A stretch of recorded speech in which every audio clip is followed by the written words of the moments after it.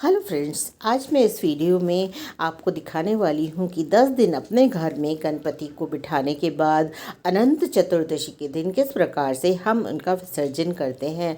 तो किस तरह से हम पूजा पाठ करते हैं उस दिन, और उसके बाद सत्यनारायण की कथा भी करते हैं, और आरती के बाद हम इनकी गणपति जी की विदाई कर देते हैं।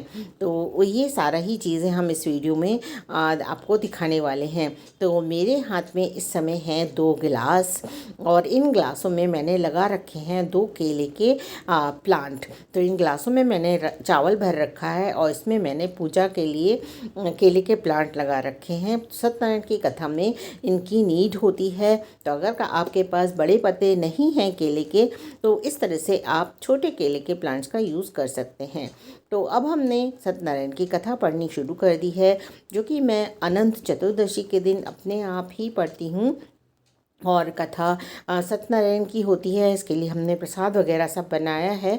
और इसको कथा को पढ़ने के बाद अब हम शुरू करेंगे इनकी विसर्जन का काम। और विसर्जन हम आज करने वाले हैं घर में ही, जो कि हम इस वीडियो में पूरा आपको दिखाएंगे कि किस तरह से हम आरती करेंगे अब। और आरती करने के बाद हम करेंगे गणपति का विसर्जन।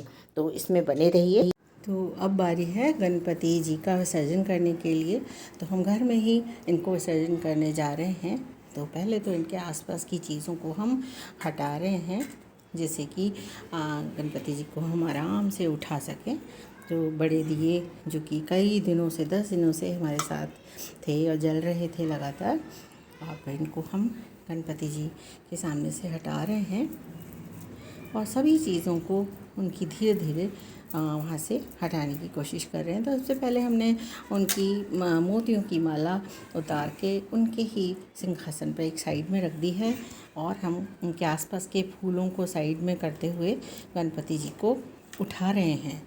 तो ये सब काम मेरे हस्बैंड कर रहे हैं, और वो उनको गणपति जी को उन्होंने उठा लिया है और उठाकर वो ले जा रहे हैं। तो बाहर हम अपने गार्डन में ही उनको ले जा रहे हैं इस समय, और गार्डन में ही ले जाकर वहाँ पर हम एक टब में उनको विसर्जित करेंगे। तो मोरया, मंगल मूर्ति मोरया। तो गणपति बप्पा मोरया, मंगल मूर्ति मोरया, ये बोलते बोलते हम लोग जा रहे हैं। बप्पा मोरया, पुरसा वर्षी लौकरिया। तो हम लोग बोल रहे हैं गणपति बप्पा की जय हो, और अगले वर्ष गणपति हमारे घर फिर से आए।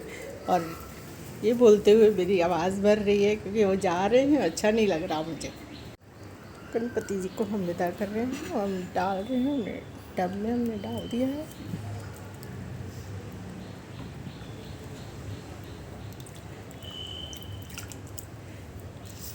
तो इस तरह से उनके सर पे थोड़ा पानी डालते हैं कि आप बहुत बड़ा टब यूज़ नहीं कर रहे हैं। तो धीरे धीरे उनको सर के ऊपर पानी डालते हुए हम इनको इसी टब में थोड़ा सा लेटा देंगे।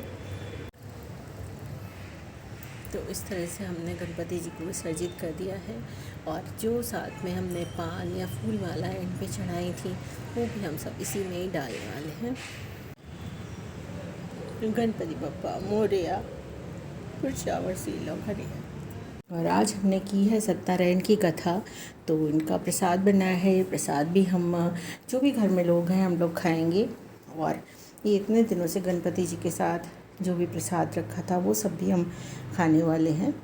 और ये नारियल जो कि 10 दिनों तक रखा हुआ था, आप चाहें तो इसको पानी में ही लगातार भिगाकर इसमें से न्यू नारियल का प्लांट भी बना सकते हैं, या फिर खा सकते हैं इस नारियल को कुछ मीठा बनाकर। तो इस तरह से गणपति जी का सिंहासन अभी खाली है, और हमें बिल्कुल अच्छा नहीं लग रहा है। तो 1 दिन तक तो हम ऐसे ही रखने वाले हैं, और 1-2 दिन के बाद हम इनका पूरा जो हमने सजावट की है वो हम हटाएंगे। तो कुछ ही दिनों में ये मूर्ति जो है वो पानी में डिज़ोल्व हो जाएगी। तो ये मिट्टी की ही मूर्ति है। अगर प्लास्टर ऑफ पेरिस की आप मूर्ति लाते हैं और उसे इस तरह से घर में विसर्जित करते हैं, तो उसको डिज़ोल्व होने में काफ़ी दिन लग सकते हैं। बट ये मिट्टी वाली है, तो उसको 2 से 3 दिन ही लगेंगे। उसके बाद उसमें जो पानी है ये हम सभी प्लांट्स में डाल देंगे, जो कि ढेर सारे हैं हमारे पास। और जो इनकी मिट्टी होती है वो भी हम कहीं क्यारियों में डाल देंगे। तो इस तरह से गणपति जी हमारे साथ ही रहने वाले हैं हमेशा के लिए। तो इस तरह से आप अपने घर में गणपति जी का विसर्जन कर सकते हैं। गणपति बप्पा मोरया, गणपति बप्पा मोरया।